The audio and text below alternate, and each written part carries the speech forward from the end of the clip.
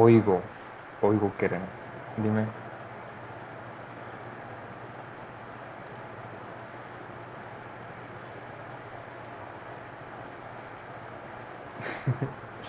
Ah, ok. Me imaginé es que como estaba conectando el audio de mi teléfono con el de la computadora.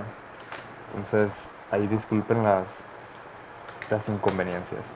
Desde, ya a partir de hoy ya tengo todo en orden con la computadora, ya sirve mi laptop, ya todo bien. Entonces no creo que tengamos ese problema.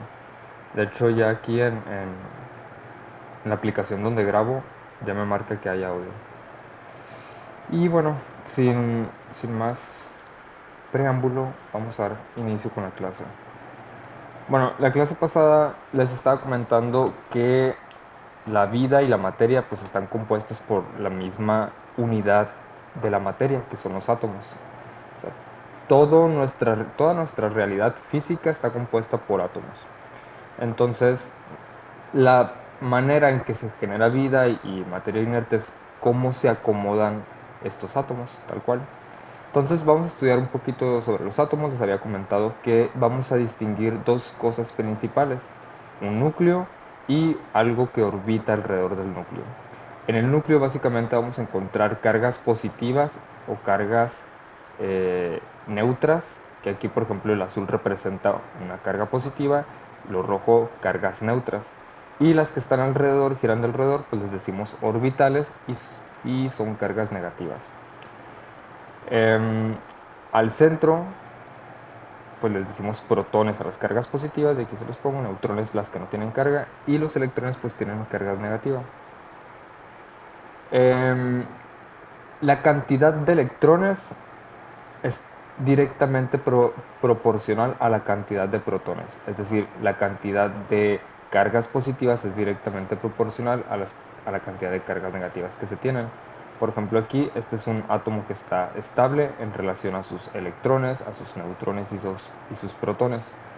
La materia siempre, o bueno, los átomos siempre buscan esta estabilidad en las cargas, pero en la vida real, pues los átomos siempre están en constante movimiento, siempre están vibrando, uniéndose unos con otros, y esto no siempre es así, o sea, no siempre se da así. Eh, o sea, de hecho, el oxígeno muy rara vez lo encontramos así en su forma estable o en su forma así de solo oxígeno. Generalmente se une con otro oxígeno.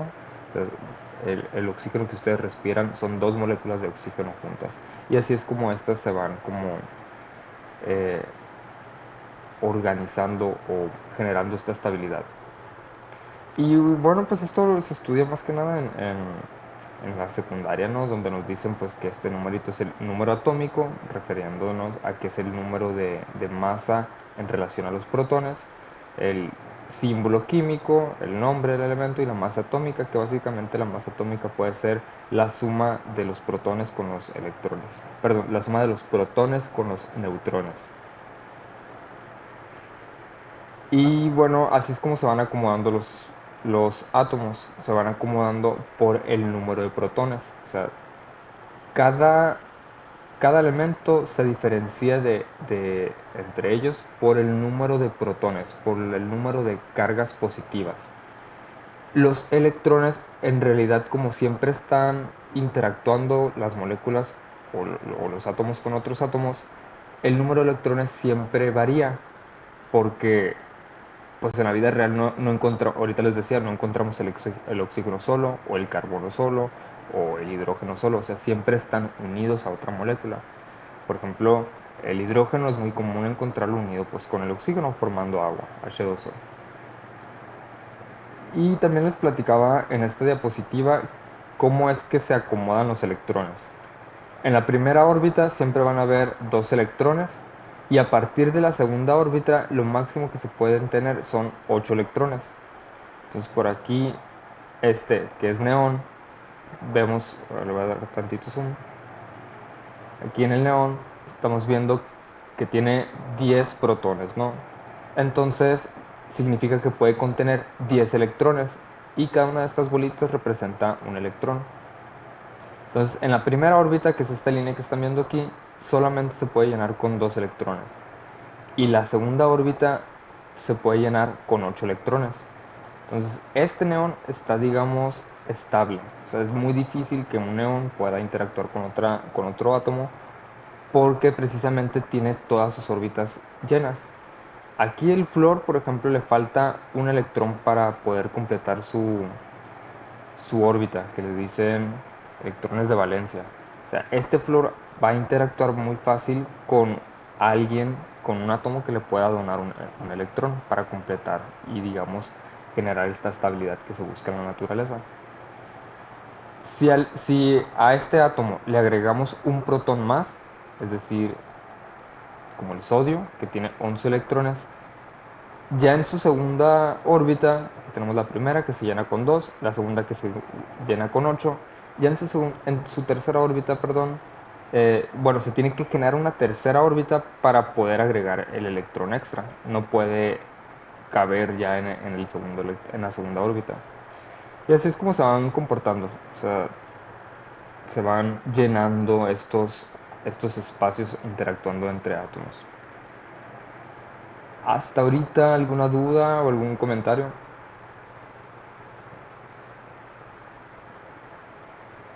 Ok. Bueno, les comentaba que durante esta interacción de átomos eh, siempre va a haber uno que dé el electrón o uno que pierda el electrón. Entonces, dar electrones o quitar electrones se le conoce como donar cargas o aceptar cargas. Y cuando un átomo acepta o dona una carga, se le conoce como ion porque se carga. Se carga de carga negativa o carga positiva. Entonces, aquí les hago una pregunta de que si es verdad que los iones se transforman en su ion negativo cuando se ganan electrones. Y la respuesta es sí, ¿no? O sea, si se agregan electrones, o sea, si se agregan cargas negativas, pues el ion se dice que es negativo. Si se pierden cargas negativas, se hace positivo. Es como un juego de palabras, pero nomás como desglosando un poquito las palabras ya se alcanza a entender. Y luego aquí también les pregunto de que un ion positivo, o sea, podemos tener un elemento con cargas positivas cuando se ganan protones en el núcleo. Eso también es verdad, pero aquí en la Tierra les comentaba que los átomos no ganan protones. Eh, porque se necesita demasiada energía para agregarle un protón a un átomo. Y les comentaba que aquí en este universo donde se agregan protones es solamente en las estrellas. O sea, hay una gravedad tan fuerte que hace que los átomos se junten a nivel de núcleo.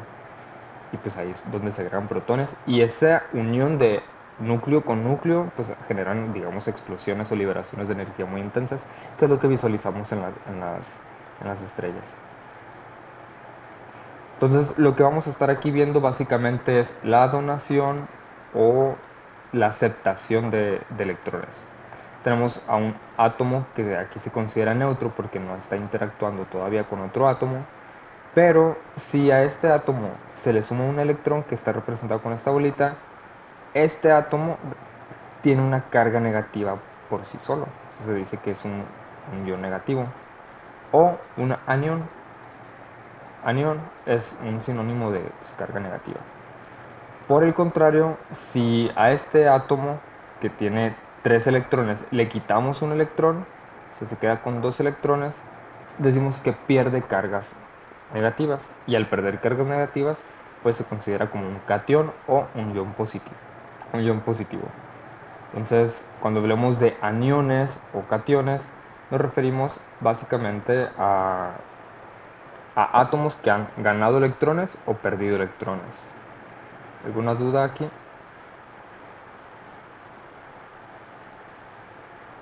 Ok.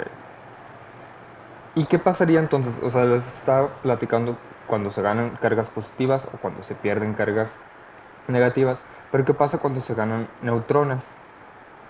Aquí no pasa nada, o sea, no pasa nada en relación a cargas. Lo que sí hace es que los elementos se hagan un poquito más inestables. Y a este tipo de átomos tienen una inestabilidad por el número de sus neutrones, se les conoce como átomos isotópicos. Que básicamente que dice son átomos que tienen el mismo número atómico, pero diferente número másico. Entonces, lo más normal es encontrar al hidrógeno en esta forma o en esta forma, que aquí digamos que hay un balance. Y este de aquí, bueno, aquí el protón está representado con esto. Y en una forma natural, un protón puede cargar con un neutrón. Pero aquí este protón que está cargando con dos neutrones, digamos que lo hace todavía un poquito más inestable, lo hace más pesado y más difícil de interactuar. Para cosas de veterinaria, la verdad es que no es de mucho interés. O sea, simplemente se los comparto, existen átomos isotópicos. Y estos en realidad se utilizan mucho para, por ejemplo, la energía nuclear. Se utilizan átomos isotópicos de uranio, que son pues, más inestables y es más difícil romper el núcleo. Y eso también libera mucha energía. Entonces es lo que se utiliza en la energía nuclear.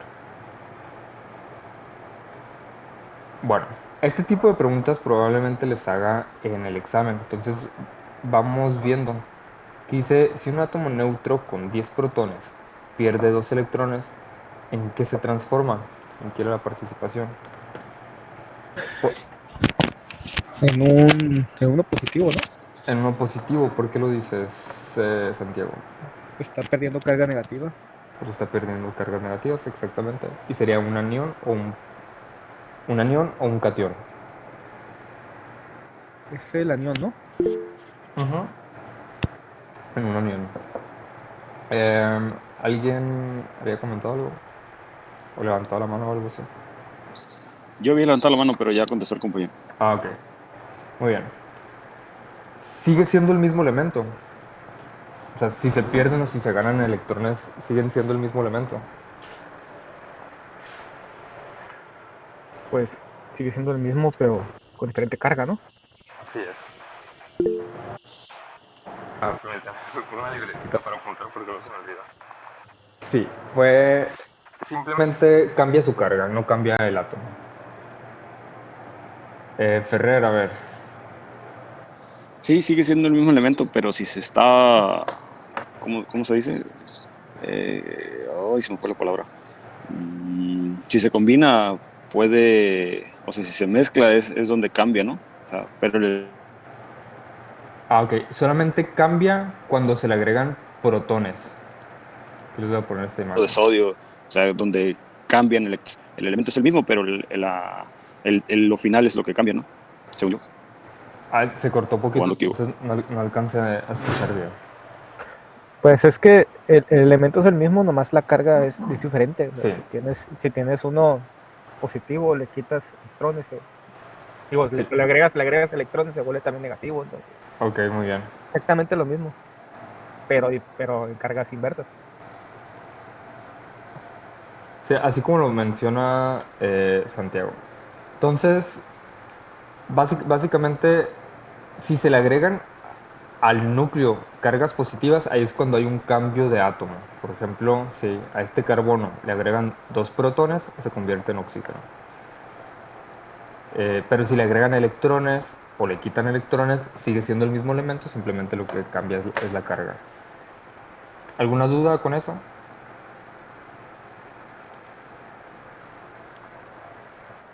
Sobre la carga neutra, Dime. eh, si tú agregas eh, cargas neutras, ¿sigue siendo también el mismo elemento o no? Sí, sigue siendo el mismo elemento. Y se mantiene la misma carga, simplemente que se hace como un poquito más inestable. Interesante. Ok. ¿Alguna otra duda? Ok. Bueno, aquí, por ejemplo, en la química vamos a estar viendo a las moléculas de esta forma. Aquí estamos viendo una molécula del agua que es un oxígeno con unidos a dos hidrógenos.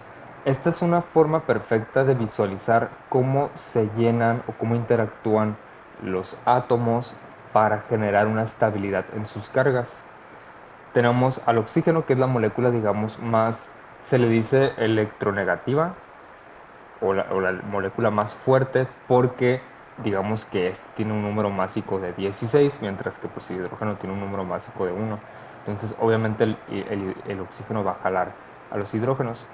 Entonces el oxígeno tiene dos electrones en su primera órbita, llenando su primera órbita, y en la segunda órbita tiene 6 electrones. Y yo les comentaba que para llenar las órbitas se necesitan 8 electrones. Entonces el oxígeno, para completar su órbita, va a interactuar generalmente con dos hidrógenos, uno que le done un electrón a cada uno. Entonces cuando donan los electrones, su segunda órbita se llena. Y el de los hidrógenos también. En la primera órbita, acuérdense que se llenan con dos y aquí la están llenando. Entonces esta molécula es una molécula estable. ¿Y qué pasa con el oxígeno? Genera una carga negativa porque está ganando electrones. O sea, ¿de dónde los está ganando? De los hidrógenos. Y los hidrógenos quedan con una carga positiva porque están donando sus electrones. Entonces, ¿por qué les comento esto? Aquí estamos viendo a una molécula ionizada con dos polos, un polo con carga negativa y un polo con carga positiva. Esto le permite al mismo tiempo interactuar con otras moléculas, porque esto de las cargas, los opuestos se atraen. Entonces, estas partes positivas va a hacer que se jalen cargas negativas. Y esta parte, que es una carga negativa, va a hacer que se carguen cargas positivas. Entonces, así es como poco a poco van interactuando los átomos, perdón, y generando una estabilidad eléctrica, pero en realidad nunca se llega a esta estabilidad, ¿no? Obviamente, pero así es como van vibrando las moléculas buscando una estabilidad. Entonces ya vimos que los átomos interactúan con otros átomos y a esto le vamos a decir que forman enlaces. Estos enlaces se definen como fuerzas que mantienen unidos a los átomos en las moléculas y sustancias. Y hay diferentes tipos de enlaces. Pues aquí estamos viendo un enlace que es directamente a través de las órbitas, o sea, están compartiendo órbitas y electrones. Y bueno, este tipo de enlace, por ejemplo, es el enlace covalente, pero ahorita lo platicamos. Entonces, cuando hablamos de enlaces entre átomos, dice, los átomos se unen para formar moléculas mediante la interacción de electrones, en las capas más externas. En otras palabras, átomo más átomo, ignoren mi letra con el mouse, es igual a molécula. O sea, la diferencia, porque a lo mejor molécula es una palabra que utilizamos más o que escuchamos, y átomo, pues no tanto, ¿no? O muchas veces para referirnos a átomos a veces decimos partículas, como diciendo cosas muy pequeñitas, ¿no? Entonces los átomos se unen para formar moléculas. Y generalmente las moléculas pues son cosas un poquito más grandes que podemos visualizar ya. O sea, la unión de átomos genera las moléculas y ya las moléculas es lo que le da forma a nuestra realidad, digamos así. Entonces, cuando un átomo se une con otro átomo, pues siempre es a través de enlaces. Y hay diferentes tipos de enlaces. Dice, los enlaces son esenciales para la estabilidad y la formación de compuestos químicos. Estos compuestos químicos, pues yo los estoy nombrando como moléculas. Y un átomo siempre se va a unir a otro átomo buscando una estabilidad. Acuérdense, la regla de esta estabilidad es que la primera órbita se llena con 2 electrones y la segunda órbita siempre bueno, la segunda, tercera y cuarta, las que siguen, siempre se llenan con 8 electrones. Entonces aquí estamos viendo otra vez una imagen. Digamos que aquí, bueno, aquí se tienen que imaginar la primera órbita del carbono y pues con sus 2 electrones. El carbono tiene 6 electrones, entonces 2 en la primera, 4 en la segunda, y para llenar o completar esta estabilidad necesita otros 4 electrones. Y en esta molécula, que es un metano, se está llenando pues con 4 hidrógenos. Y digamos que de esta forma llenan todos sus electrones de valencia en su segunda órbita y pues ya está estable. Y los hidrógenos pues están llenando su órbita con los 2 primeros electrones que tienen su órbita. ¿Alguna duda? ¿Algún comentario? Pregunten con confianza, please, porque si se llevan dudas aquí, van a arrastrar las dudas todo el semestre.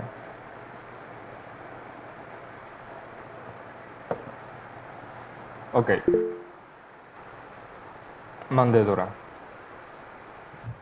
Porque en la molécula del agua solo se ocupan 2 hidrógenos y aquí 4. Y Ah, está ok. estable. Porque el carbono, mira, vámonos para que visualicemos el carbono y el... Aquí está el carbono y aquí está el oxígeno. Les comentaba que las órbitas tienen un límite, ¿no? La primera órbita que le estamos viendo es... Este es el núcleo y esta es la órbita. La primera órbita siempre se llena con 2 electrones, 1, 2. Y la segunda órbita se llena siempre con 8. La tercera se llena con 8, la cuarta con 8, etc. Entonces el carbono tiene 6 protones, lo que significa que puede cargar 6 electrones. Entonces 2 electrones en la primera órbita se llenan, se genera otra órbita y solamente quedan 4 electrones. Entonces, para que el carbono genere una estabilidad, necesita llenar su segunda órbita. Entonces, para llenarlo se necesitan 4 electrones.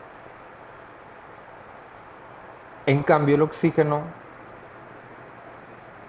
tiene 8 protones, lo que significa que puede cargar 8 electrones. 2 en la primera, aquí lo estamos viendo, y en la segunda pues quedan 6. Entonces, para completar su segunda órbita pues necesita 2 electrones. O sea, lo que quieren es completar 8 de cuenta. Entonces, el carbono puede aceptar 4 hidrógenos y el oxígeno pues nomás puede aceptar 2. El flúor, por ejemplo, pues pudiera aceptar nomás 1. Y el neón ya no puede aceptar a nadie, porque pues tiene lleno. El sodio, pues puede aceptar 7. Y así nos vamos. O sea, el punto es como llenar 8 en las órbitas. Si se llena 8, el siguiente elemento pues necesita generar una nueva órbita. ¿Sí explico? O sea, Sí, gracias. o sea, lo que le entiendo es que para poder combinar un átomo con otro, tienes que llenar el campo, se puede llenar, más bien, se puede llenar el campo de la última órbita según la disposición de los electrones que orbitan Ajá. esa zona, ¿no? Sí. Así es. ¿Eres Santiago, verdad? Así es. Ok. Y ahorita preguntó... A ver, me acuerdo.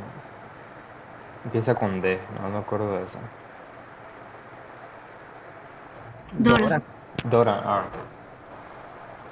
muy bien. Sí, no significa que no puedan interactuar de otra forma, es decir, el neón puede interactuar de una forma diferente, pero pues digamos a través de cargas, porque esto digamos que tiene todo su alrededor tiene cargas negativas y puede interactuar a lo mejor con una molécula que está ionizada con cargas positivas. Hay elementos que no puedan tener interacción con otros No, según yo todos interactúan. Pues hasta lo que yo he leído, sí. Tampoco crean que pues, soy acá el físico. O sea, lo que entiendo de los átomos, la materia y así es de lo que leo así recreativamente, entre comillas, porque pues tampoco voy a decir que es recreativo. Pero sí es lo que yo entiendo. Esto no me lo explicaron, o si me lo explicaron, pues nunca me acordé. Bueno, entonces ya platicamos que los átomos interactúan con otros átomos para formar moléculas, ¿no? O como aquí lo menciona, formar compuestos químicos. Entonces hay varias formas en las que pueden interactuar. Dice, existen varios tipos de enlaces, cada uno con sus propias características y formas de interacción entre los átomos. En la imagen están viendo los que nos más interesan. Hay otros, ¿no? Que también los vamos a ver. Están los enlaces iónicos y acuérdense que cuando hablamos de ionización vamos a hablar de cargas. Y aquí está un ejemplo de perdón, disculpen ahí la imagen tan nítida, pero pues es un sodio y un cloro. El sodio tiene carga positiva, el cloro carga negativa. Entonces estas pueden interactuar simplemente por las diferencias de cargas. Tenemos los enlaces covalentes, que los enlaces covalentes directamente tienen interacción con las órbitas. Es decir, aquí el cloruro de sodio, que están viendo aquí, es una molécula más o menos inestable porque la interacción es por cargas. En cambio, el agua es más fuerte, digámoslo así, porque la interacción es directamente a través de las órbitas. Entonces, eh, por eso, por ejemplo, para separar estas moléculas del agua, necesitamos generar calor arriba de 100 grados centígrados, que es cuando se evapora, ¿no? Y los enlaces iónicos, pues no digamos que se rompen un poquito más fácil. Y luego tenemos los enlaces metálicos, que ahorita lo vamos a explicar. Entonces vamos paso a paso.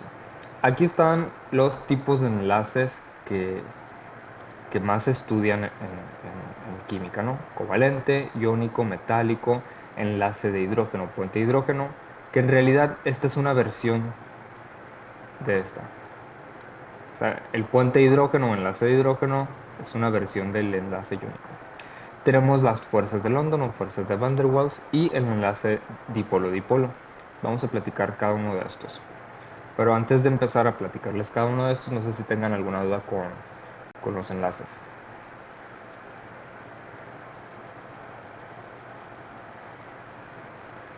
Bueno, levantaron la mano o comentaron ahí. No. Bueno, el enlace covalente es digamos, el chilo de la materia porque es el más fuerte. Aquí es cuando los átomos comparten, ¿cómo se dice? Comparten órbita. O sea, tenemos el agua, que están compartiendo órbita aquí, tenemos el dióxido de carbono, que fíjense cómo están compartiendo, eh, cómo están compartiendo órbita, y pues el nitrógeno, que también está compartiendo órbitas. Entonces, el enlace covalente es el más fuerte. Comparten electrones directamente en su capa más externa para lograr configuración electrónica más estable. Generalmente los enlaces covalentes lo que buscan es completar el 8, que se llaman electrones de valencia, completan sus electrones de valencia, donde todas las moléculas tienen que haber completado sus orbitales. Dice, este tipo de enlace es típico entre átomos no metálicos y puede ser simple para compartir un par de electrones, como este que estamos viendo aquí. Puede ser doble cuando se comparten dos pares de electrones, y fíjense cómo aquí estamos viendo que se comparten un par de electrones, o sea, simplemente dos electrones, y aquí en esta interacción estamos viendo que se están compartiendo 4 electrones, o sea, dos pares. Y en el caso del nitrógeno se están compartiendo 3 pares de electrones. Entonces, unos son más fuertes que otros. O sea, se supone que al compartir, bueno, se supone que esta de aquí, pues es muchísimo más difícil de romper que esta de acá. De hecho, parte de lo que nosotros no podemos integrar el nitrógeno a nuestro cuerpo del aire, o sea, en el aire, perdón, hay una gran cantidad de nitrógeno, pero está de esta forma. Cuando nosotros respiramos, entra el nitrógeno, pero como no podemos romper este enlace, no lo incorporamos a nosotros.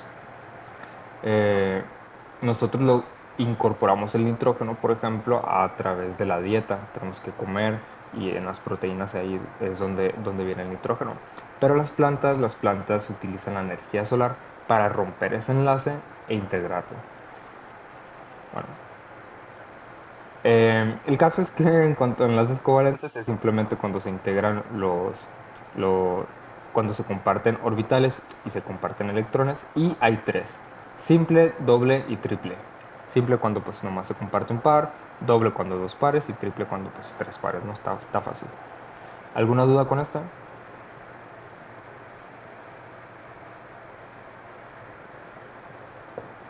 Bueno, entonces ahí acaban de ver un ejemplo de cómo se genera un enlace covalente.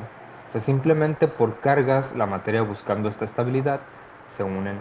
Y esta unión genera energía, que está representada como con estas líneas que se generan. Entonces, en nuestra vida normal, cada que ustedes respiran, cada que ustedes parpadean, etcétera, hay un rompimiento o una unión de enlaces. Y estas uniones o rompimientos de enlaces pues generan energía y al final de cuentas esta energía se utiliza pues para vivir, ¿no? Este tipo de interacciones, o sea, generalmente la materia inerte no la genera. O sea, sí tenemos de que esto aquí, pues no sé, en el caso de la pluma, pues la pluma tiene todos sus enlaces ya establecidos. No hay una interacción, no hay un rompimiento ni una unión de enlaces. Y en cambio nosotros, cada ratito está generando esta unión y desprendimiento de enlaces, que esta liberación de energía, pues para respirar ustedes necesitan energía, para parpadear, para pensar, para todo necesitamos energía. La energía, ¿de dónde la sacamos? Pues a final de cuentas del alimento. Nosotros consumimos algo y nuestras células a nivel molecular o a nivel atómico lo que se encarga es básicamente de esto, de romper o de unir enlaces que generen energía y esa energía pues ya la utilizamos para vivir.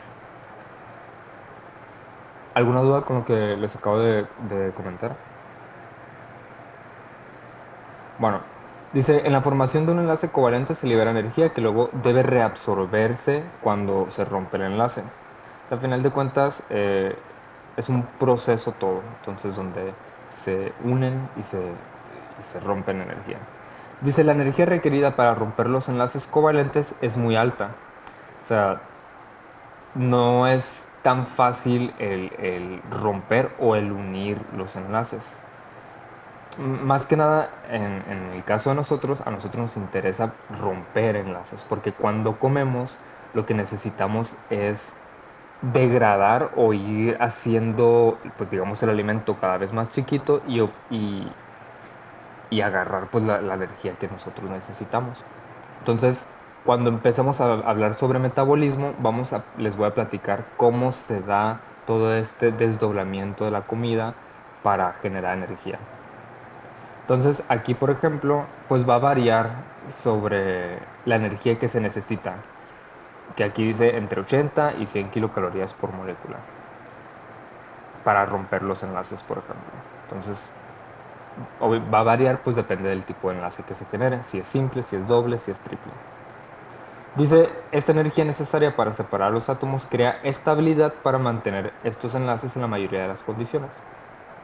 Entonces, a final de cuentas, esta estabilidad que se genera también busca, o esta estabilidad, por ejemplo, que generan estos dos átomos, genera caos a su alrededor, porque estas de aquí, pues sí, se unen bien a gusto, pero liberan energía, y esta energía pues va a terminar en alguna otra parte. Entonces, por eso les digo que nunca llega a una estabilidad 100%, porque de un lado se hace estable y del otro lado pues se hace el desmadre. Bueno, entonces siguiendo hablando de los enlaces covalentes, dice básicamente cuando los átomos se unen para formar moléculas, se unen por enlaces covalentes. Las moléculas están formadas principalmente por enlaces covalentes. Dice, el número de enlaces que un átomo puede formar guarda relación directa con el número de electrones necesarios para completar la capa externa. O sea, el número de enlaces que un átomo puede generar pues es directamente proporcional pues a completar el 8, ¿no? Que lo habíamos comentado. Entonces aquí, por ejemplo, el oxígeno, ya habíamos comentado que ocupamos tener 8 en la última órbita, se llama la palabra órbita. Entonces aquí tiene 2 espacios, lo que significa que puede aceptar un hidrógeno o un helio. El helio porque ya tiene los dos electrones, o puede aceptar 2 hidrógenos. Entonces, la molécula más intercambiable en nosotros es el hidrógeno. Es la que tiene el caos adentro y que también al mismo tiempo permite muchas reacciones químicas. Bueno, hablando de las uniones covalentes, vamos a entrar a un concepto que se llama electronegatividad, que básicamente dice cuando un átomo que tiene carga positiva ejerce mayor fuerza de atracción sobre los electrones de otro, se le denomina átomo electronegativo. Para explicarlo mejor, aquí estamos viendo en la imagen cómo una molécula, digamos, tiene más fuerza que la otra. En el caso del agua, vámonos a esta imagen para poder explicar bien. En el caso del agua, la molécula más electronegativa es el oxígeno, porque tienen 8 electrones. O sea, tienes 8 cargas que pueden jalar al hidrógeno. El hidrógeno pues nomás tiene una. Entonces, digamos que la molécula más fuerte, hablando de cargas, es la molécula más electronegativa. Aunque se trate de cargas positivas, así se refiere, ¿no? ¿Por qué? Porque al final de cuentas las que van a interactuar son los electrones, que son las cargas negativas. Entonces, aunque digamos que una sea un poquito más poderosa, entre comillas, hablando de cargas, y estamos hablando de cargas positivas, como al final de cuentas las que van a interactuar son los electrones, nos vamos a referir siempre como moléculas electronegativas. Entonces aquí en la imagen dice tendencia de un átomo a atraer electrones de átomos vecinos dentro de una molécula. O sea, una molécula entre más electronegativa sea, pues más energía va a jalar o más átomos va a jalar. ¿Dudas, comentarios con esto? Ok. Bueno, entonces cuando se unen las moléculas va a quedar se van a formar dos tipos de moléculas. Cuando hay una distribución diferente de cargas, que es en el agua, por ejemplo, les vamos a decir polares. Dice distribución asimétrica de cargas eléctricas. Entonces, aquí, por ejemplo, cuando el hidrógeno dona su electrón, se queda positivo. O sea, pierde electrones, pierde cargas negativas, queda positivo. Y de hecho, acuérdense que los núcleos tienen carga positiva. Entonces, todo este espacio de aquí, queda con una carga positiva.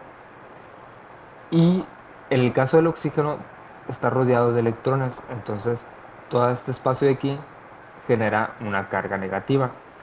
Esto es la asimetría de cargas. O sea, hay un desbalance en las cargas dentro de una molécula. Y esto no es malo, porque a final de cuentas le va a permitir interactuar con otras moléculas. O sea, de este lado puede interactuar con una carga positiva y de este lado puede interactuar con una carga negativa. Las moléculas, los opuestos se atraen, negativo con positivo, positivo con negativo. Entonces, este es un ejemplo de una carga polar, cuando hay una asimetría de cargas. Y luego tenemos las moléculas no polares, que aquí tenemos el ejemplo del nitrógeno. En todo su alrededor nomás tenemos electrones. Hay electrones aquí, acá, acá, acá. Entonces todo esto es una carga negativa. Ay, no. Sí. Bueno, entonces como todos los electrones están aquí alrededor de las órbitas, simplemente todo queda con cargas negativas. Entonces, el concepto aquí de molécula no polar dice cuando las moléculas no poseen átomos electronegativos y enlaces polarizados. Entonces, no hay átomos electronegativos en este ejemplo, porque los dos es el mismo átomo, o sea, los dos son nitrógeno, no hay una que jale más que la otra. Y pues vemos que todo alrededor de su órbita queda simplemente pues la carga negativa. ¿Alguna duda, algún comentario con esto?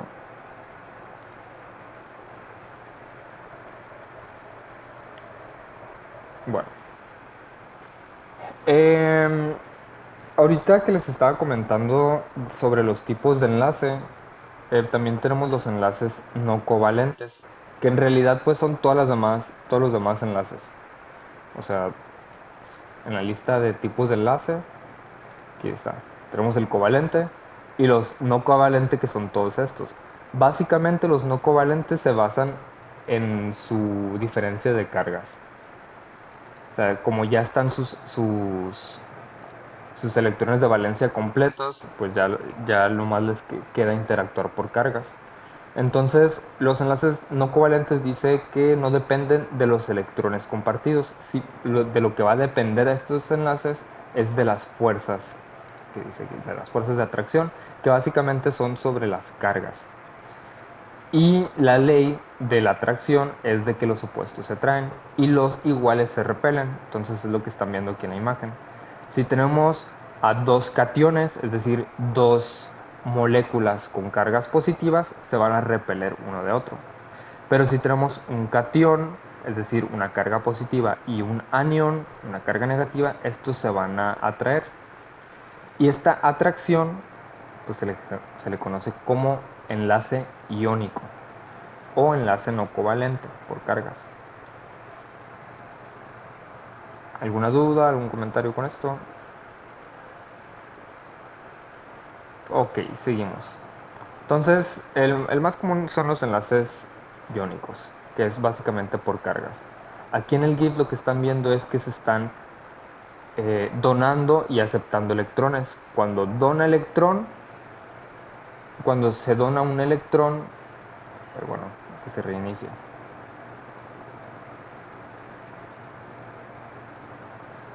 No, bueno, épale, ahí está. Cuando se dona un electrón, pues uno genera una carga positiva, el otro carga negativa. Y al mismo tiempo estas moléculas, pues al quedar cargadas, se van uniendo entre ellas y van generando una estructura compleja. Y así es como una molécula, por ejemplo, de cloruro de sodio, genera estructuras más complejas. Y solamente estamos viendo pues el sodio y el cloro. Dice, un átomo dona electrones para convertirse en un ion positivo, que le decimos cation, mientras que el otro acepta electrones para convertirse en un ion negativo, aniones. Dice, estos iones con cargas opuestas, a final de cuentas, se atraen. Y no están compartiendo electrones todas. O sea, simplemente dos moléculas entre ellas están compartiendo electrón, pero generan una diferencia de cargas. A esto le llamamos, acuérdense, moléculas polares. Y ya pues una molécula polar puede interactuar con otra molécula polar a través de las cargas. ¿Dudas, comentarios con esto? En el caso del ion metálico, aquí dice que los electrones en la capa exterior de muchos átomos metálicos se vuelven móviles y se desplazan a través de una nube de electrones. Aquí lo que pasa es que, como aquí lo menciona, generan una densidad de átomos, se quedan como muy pegaditos entre ellas y los electrones, están distribuidos a través de toda la molécula. Y esto genera una diferencia de cargas en todo en todo, ¿no? Tenemos positivo, negativo, positivo, negativo, positivo, negativo. Entonces, todo esto está, digamos, muy cargado. O sea, por eso los metales pues son conductores muy fácil de energía, porque todo esto, o sea, aquí lo estamos viendo como si estuvieran estáticos, pero imagínense que estos bolitas azules pues están moviéndose entre todas ellas, mientras que las bolitas rojas están estables, o sea, las bolitas azules están como super moviéndose así muy rápido. Entonces, esto crea una atracción electrostática, como lo menciona, entre los iones positivos y los iones libres. Y generalmente pues ubicamos como a los metales como cosas muy densas o cosas muy duras, y precisamente porque aparte de generar enlaces covalentes entre un átomo y otro átomo, estos, estos electrones están como moviéndose muy rápido entre esta misma molécula, lo que pues genera cargas. A ver, imagínense algo así, o sea, el centro, que es el núcleo de cargas positivas, están estables, pero los electrones están moviéndose muy rápido entre ellos. Y si ponemos diferencias de cargas, por ejemplo, lo que vamos a hacer es que los electrones se muevan de un lado al otro muchísimo más fácil. O sea, aquí digamos que los electrones van en caos moviéndose, pero cuando ponemos algo que movilice los electrones, pues vamos a generar un movimiento de energía hacia una dirección, o sea, donde nosotros busquemos. Esto es característica nomás de los enlaces metálicos. ¿Alguna duda con esto?